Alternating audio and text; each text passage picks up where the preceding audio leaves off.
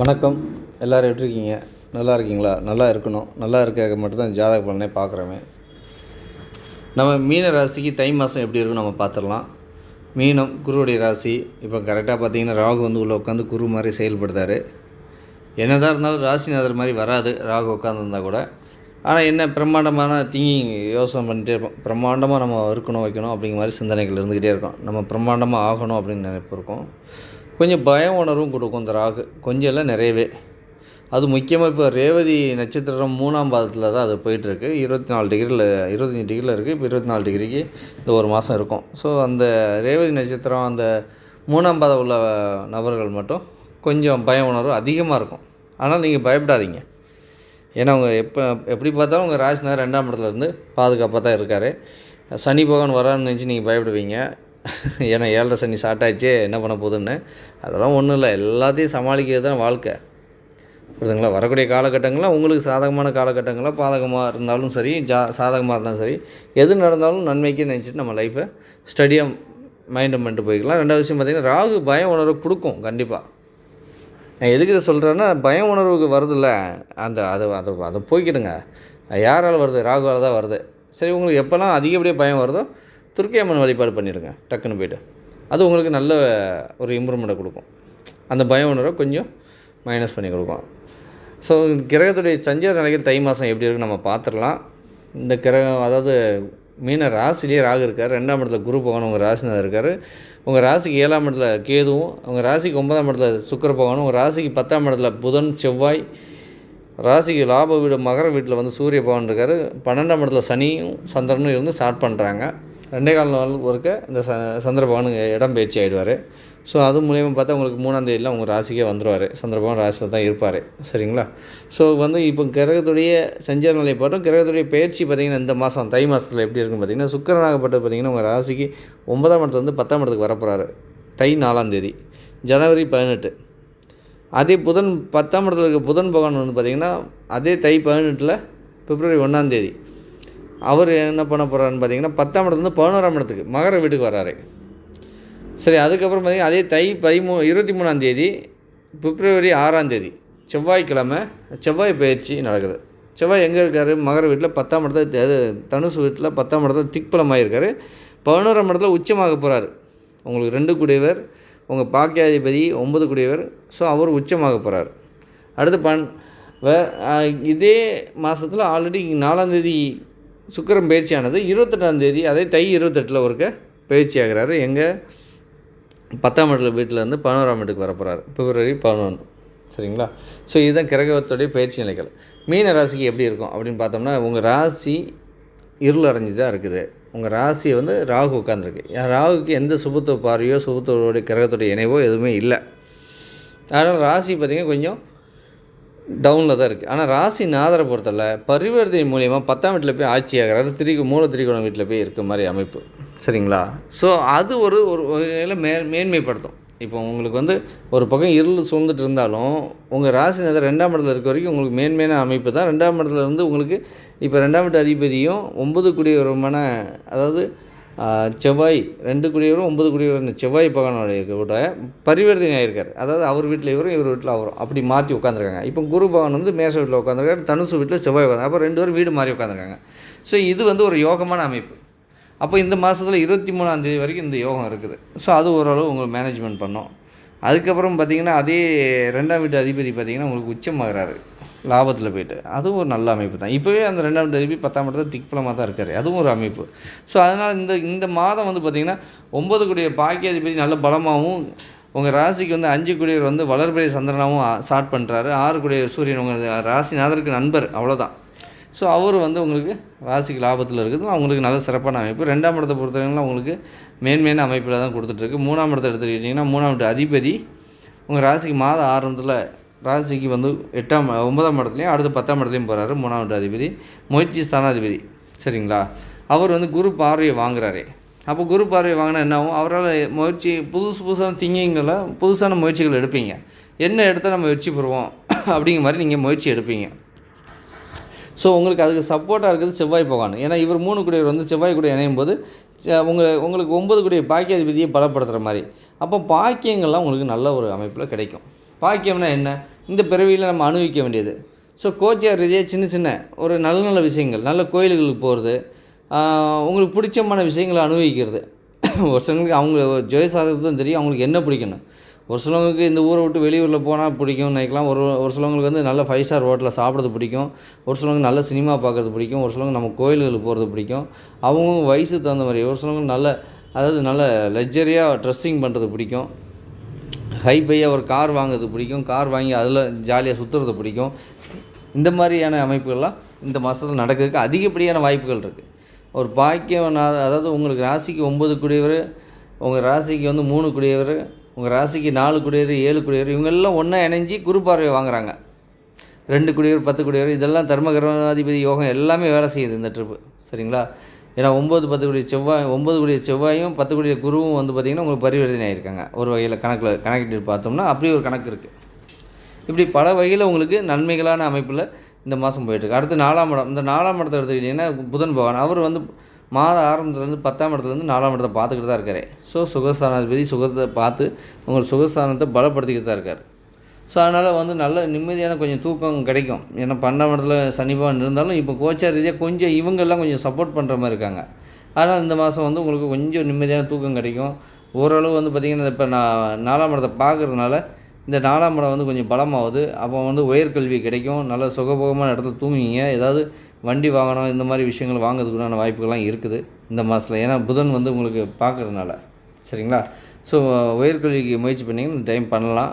Success கொடுக்கும். 18ஆம் தேதிக்குள்ளே நீங்கள் பண்ணுற அனைத்து வேலைகளும் அந்த 4ஆம் இடத்துல சக்ஸஸ் கொடுக்கும். அடுத்து 5ஆம் இடம். இந்த 5ஆம் இடத்தை எடுத்திங்கன்னா 5ஆம் இட அதிபதி பரிவர்த்தனை, அதாவது வளர்பிறை சந்திரனாக போகிறாரு. ஸோ அவர் மாத ஆரம்பத்தில் சனி கூடயும் அப்புறம் ராகு கூடயும் அப்புறம் குரு கூடயும் இணைஞ்சி போவார். வளர்பிறையாக போகும்போது இந்த 5ஆம் இடத்துல தான் தைப்பூசம் வரும்போது தான் பௌர்ணமி. பூச நட்சத்திரத்தில் எப்போ போய் சந்திரன் தொடுத்தாரோ அதுதான் தை பௌர்ணமி. அதாவது பூச நட்சத்திரம் தைப்பூச பௌர்ணமி. ஸோ அந்த பௌர்ணமி வந்து உங்களுக்கு 5ஆம் இடம் பலமாகுது. அந்த டைமில் குழந்தைங்களால் உங்களுக்கு நன்மைகள் கிடைக்கும். சரிங்களா? அடுத்து 6ஆம் இடம். இந்த 6ஆம் இடத்தை எடுத்துக்கிட்டிங்கன்னா உங்களுக்கு சூரிய பகவானுடைய வீடு அது. இந்த 6ஆம் இடத்தோட அதிபதி 6க்கு 6ல் மறைஞ்சாலும் உங்கள் ராசிக்கு 11 லாபத்தில் இருக்கார். 6ஆம் வீட்டால் எந்த தொந்தரவும் கிடையாது. எதிரிகளால் லாபம் கிடைக்கும். ஏன்னா 6ஆம் வீட்டு அதிபதி லாபத்தில் இருக்கிறனால எதிரி யார் இருக்காங்களோ உங்களுக்கு அவங்களால லாபம் கிடைக்கும், ஆதாயம் கிடைக்கும். பெரிய மனுஷங்களால் நன்மைகள் கிடைக்கும். பெரிய பெரிய அரசியல்வாதிகள், பெரிய பெரிய வந்து உங்களுக்கு வந்து பேங்க் அதிகாரிகள், ஐஏஎஸ், ஐபிஎஸ், கலெக்டர் இந்த மாதிரியான ஆட்கள் கூட நீங்கள் கொஞ்சம் ட்ராவல் ஆகிறதுக்கான வாய்ப்புகள்லாம் இருக்குது. ஏன்னா லாபத்தில் இருக்கார். அதனால் ஆல்ரெடி ஆகிருப்பீங்க. போன மாதம் 10ஆம் இடத்துல இருந்தாலும் அதே பவர் உண்டு. இப்போ லாபத்தில் இருக்கிறதும் உங்களுக்கு அதே மாதிரி பவர் நல்லாயிருக்கும். சரிங்களா? ஸோ 7ஆம் இடம். 7ஆம் இடத்தை எடுத்துக்கிட்டிங்கன்னா 7ஆம் இட அதிபதி 10ல் புதன் பகவான், அடுத்து லாபத்தில். அப்போ 7ஆம் இடம் மனைவியாலேயே, கணவராக இருந்தாலும் மனைவியாக இருந்தாலும் இல்லை தொழில் பார்ட்னரோ இல்லை வெகுஜன தொடர்பாளோ உங்களுக்கு நன்மைகள் இருக்குது, வருமானங்கள் இருக்குது. ஏன்னா 10, 11ல் 10ஆம் இடத்துல இருக்காங்க. அடுத்து 11ஆம் இடத்துக்கு இருக்க போகிறாங்க. அப்போ கணவனாக இருந்தால் மனைவியாக இருந்தால் கணவர், இவங்களால வருமானம் இருக்குது. ஏதோ ஒரு வகையில் வருமானம் வந்துட்டுருக்கோம். இல்லை வரதுக்கு முயற்சி பண்ணுவாங்க, வர வைக்கிறதுக்கு. சரிங்களா? ஸோ அதனாலே உங்களுக்கு நன்மைகள் இருக்குது. அங்கே எந்த வகையிலும் தீமைகள் இல்லை, எந்த வகையிலும் நெகட்டிவான அமைப்புகள் அங்கே இல்லவே இல்லை. அடுத்து 8ஆம் இடம். இந்த 8ஆம் இட அதிபதி தான் மாத ஆரம்பத்தில் வந்து பார்த்திங்கன்னா உங்களுக்கு ராசிக்கு 3 குடியவரும் கூட அவர் மாத ஆரம்பத்தில் வந்து 9ஆம் இடத்துலையும் அடுத்து 10ஆம் இடத்துலையும் இருக்கார்.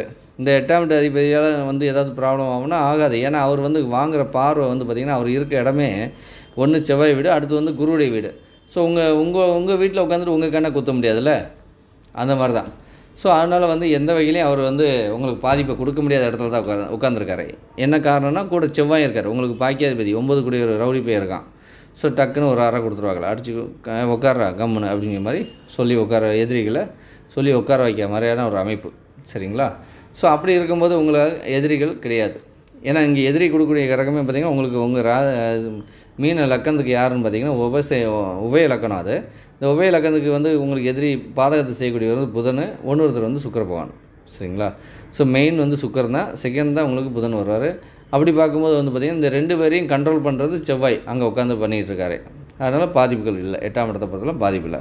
அடுத்து 9ஆம் இடம். 9ஆம் இடத்துல 4 நாளைக்கு மட்டும் சுக்கிரன், அடுத்து 10ஆம் இடத்துல போய் செவ்வாய் கூட இணைகிறாரு. ஸோ 9ஆம் இடம் எந்த வகையிலையும் பாதிப்பு இல்லை. 9ஆம் வீட்டு அதிபதி நல்ல பவராக இருக்கார், செவ்வாய் சூப்பராக இருக்குது. அதனால் 9ஆம் வீடுக்கு பாதிப்பு இல்லை. 9ஆம் வீட்டு அதிபதி நல்லா இருக்கார். அதனால் என்னென்னு கேட்டிங்கன்னா ரொம்ப பெரிய லெவலில் வளர்ச்சி இருக்குது இந்த மாதத்தில். சரிங்களா? அடுத்து 10ஆம் இடம். இந்த 10ஆம் இடத்துல செவ்வாய் திக் போனால் அடுத்து 11ஆம் இடத்துல வந்து உங்களுக்கு உச்சமாக போகிறாரு. ஸோ ரெண்டுமே உங்களுக்கு அருமையாக நல்லாயிருக்கு. 10ஆம் இடமும் நல்லாயிருக்கு, 11ஆம் இடமும் நல்லாயிருக்கு. இந்த 11ஆம் இடத்து அதிபதி பார்த்திங்கன்னா 12ஆம் இடத்துல மறைஞ்சி உங்களுக்கு வந்து 12ல் அவர் ஆட்சியாக இருக்கார், மறைஞ்சி ஆட்சியாக இருக்கார். அப்போ மறைவு கிடையாது, ஆட்சியான கணக்கு தான் வரும். அப்போ 11ஆம் வீட்டில் வந்து சூரிய பகவான் இருக்கார். அதாவது லாபத்தில் இருக்க சூரியனால் மிகப்பெரிய நன்மைகள் இருக்குது. 12ஆம் இடத்துல வந்து சனி இருக்குது. உங்களுக்கு ஒரு வகையில் 7.5 சனி ஸ்டார்ட் ஆகிட்டு இருந்தாலும் கூட மற்ற கிரகங்கள்லாம் உங்களுக்கு சப்போர்ட் பண்ணும்போது உங்களுக்கு வந்து இது வந்து பெரிய பாதிப்பு ஏற்படுத்தாது. எப்போவுமே நம்ம பாதிப்பு எங்கேருந்து வரும் கேட்டிங்கன்னா, எல்லா பக்கமும் நமக்கு இருள் சூழ்ந்து இருந்தால் மட்டும்தான் அதிகப்படியான பாதிப்புகள் இருக்கும். நமக்கு இப்போ அப்படி சூழலை. நமக்கு வந்து ஒரு பக்கம் ஓப்பனில் இருக்குது. நம்ம ராசி தான் வந்து இருள் சூழ்ந்துருக்கு. 12ஆம் இடத்துல ஒரு இருள் இருக்குது. பாக்கி எல்லா இடமும் நமக்கு சாதகமாகவே இருக்குது. அதை அதாவது ராசிநாதரும் 9 கூடியவரும் 2 பேரும் 10ஆம் இடத்துல பரிவர்த்தனை. 2ஆம் இடமும் 10ஆம் இடம். அப்போ தொழில் ஸ்தானம் 10ஆம் இடம்னு சொல்லுவோம். அப்போ 10ஆம் வீட்டு அதிபதி பரிவர்த்தனை மூலிமா 2ஆம் இடத்துக்கு வந்துட்டு 2ஆம் வீட்டு அதிபதி பரிவர்த்தனை மூலிமா 10ஆம் இடத்துக்கு போனால் தொழிலும் நல்லாயிருக்கும், வருமானமும் வரும். ஆனால் நம்ம மட்டும் தான் யோசிப்போம், நமக்கு எப்படி இப்படி வருமானம் வருதுன்னு. ஆனால் கண்டிப்பாக அது வந்தே தீரும். சரிங்களா? அதே நேரத்தில் வந்து பார்த்திங்கன்னா 8 கெடுதல் பண்ணக்கூடிய 8ம் 7 கூடியவர் வந்து உங்களுக்கு 10ஆம் இடத்துல வந்து உட்காந்து செவ்வாயுடைய பலத்தில் 2 பேரும் அமைதியாக உட்காந்துருக்காங்க. அப்போ அவங்களுக்கு வந்து எந்த வகையிலையும் அவங்களால பாதிப்பு உங்களுக்கு செய்ய முடியாத நிலைமையில் உட்காந்துருக்காங்க. அப்போ இது வந்து ஒரு வகையில் உங்களுக்கு பாசிட்டிவ், இந்த மீன ராசியை பொறுத்தவரை. இப்படி ஒரு கிரகம் மட்டும் வச்சு நம்ம முடிவு பண்ண முடியாது. சனியை மட்டும் வச்சுட்டு நம்ம வந்து உடனே எல்லா இதுவும் டேமேஜ் அப்படிலாம் சொல்ல முடியாது. சனி ராகு மட்டும் வச்சு மற்ற கிரகங்கள்லாம் உங்களுக்கு நல்லா சப்போர்ட் பண்ணக்கூடிய இடத்துல இருக்கனால இந்த மாதம் வந்து மிகவும் சிறப்பான மாதமாக இருக்கும். என்னென்னா சூரியனுடைய தன்மையும் புதனுடைய தன்மையும் உறிஞ்சி இந்த செவ்வாய் செய்வாரே, குரு பார்வை வேறு கிடைக்குது செவ்வாய்க்கு. அப்போ என்ன ஆகும், அந்த 10ஆம் இடம் வந்து நல்ல பலமாகும்போது தொழில் நல்லா பெருகும், பல மடங்கு பெருகும்.